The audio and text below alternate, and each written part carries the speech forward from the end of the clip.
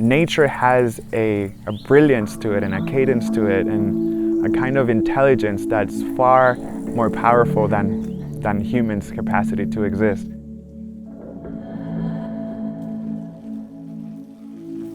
Cycling is meditation. Cycling is kind of like a microcosm of life. It checks so many boxes for me. It's health, it's sport, it's also spiritual practice.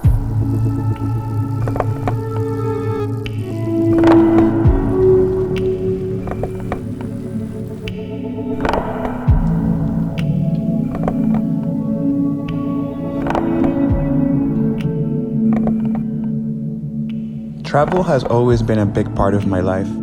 Having a tool that allows me to move seamlessly between landscapes, powered by nothing but my own steam, that's truly liberating.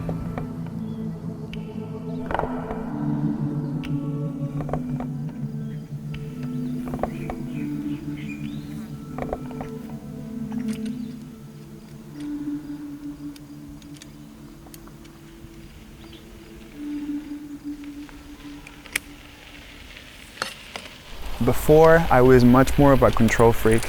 You know, even the decisions I made early on in my life, like I'm gonna have a career that would make me money so that I can have a home and I could have the dog and the 2.5 kids and be stable, as if we have control over what's gonna happen 50, 60 years from now. We don't. We really don't, and COVID has shown that, you know, and you can spend your whole life working towards that goal and putting money towards your retirement fund, knowing that you might not even enjoy that retirement fund. And that's not to say be reckless, but that is to say be a lot more present.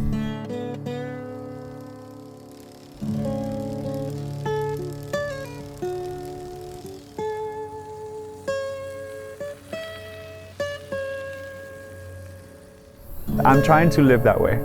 That's fairly new. That's like less than a year old, this new way of living.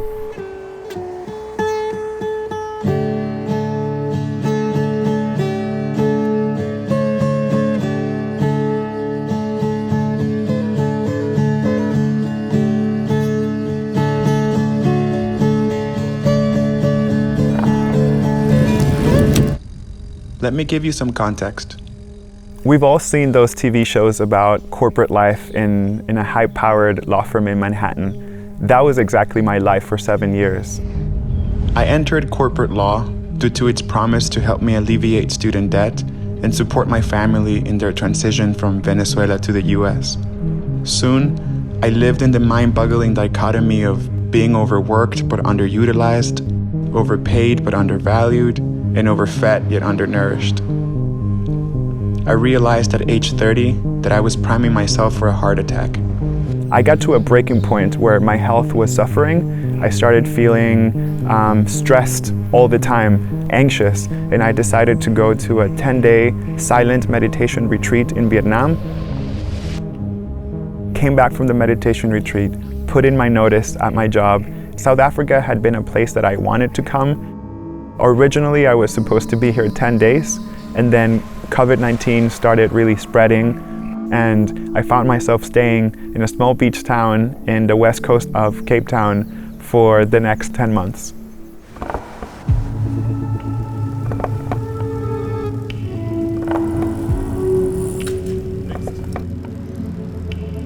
I don't know if it was the uncertainty caused by the pandemic, or maybe the inspiration from the place, but something in this setting has made me reevaluate my life. I am still doing some legal work, but this time for UNICEF, with more purpose and on my terms. Lastly, I found purpose in creativity and exploring a nascent career in singing and songwriting. How are you feeling? You good?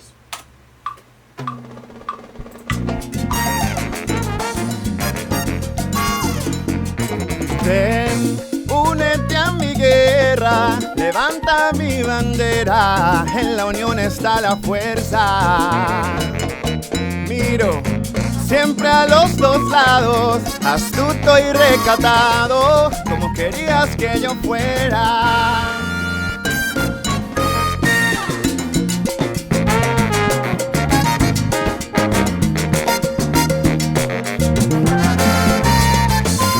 So this song is a respectful, take on what a salsa can be, which is, to me, the pulse of life. You can heal somebody dancing salsa.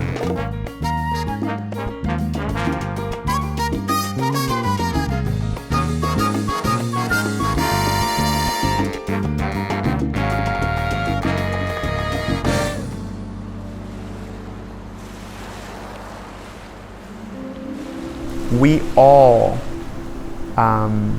are affected by the decisions and the actions of our ancestors in some way, whether they were colonizers or colonized.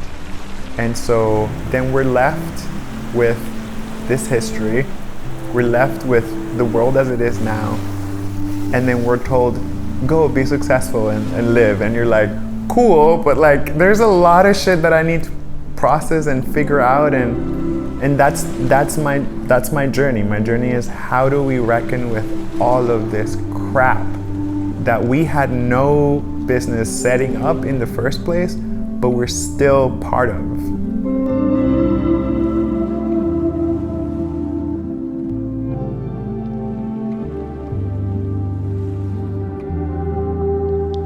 It all comes back to movement for me. There's something reliable in the way it affects us. The constant change is satisfying, maybe even needed, but mostly inevitable.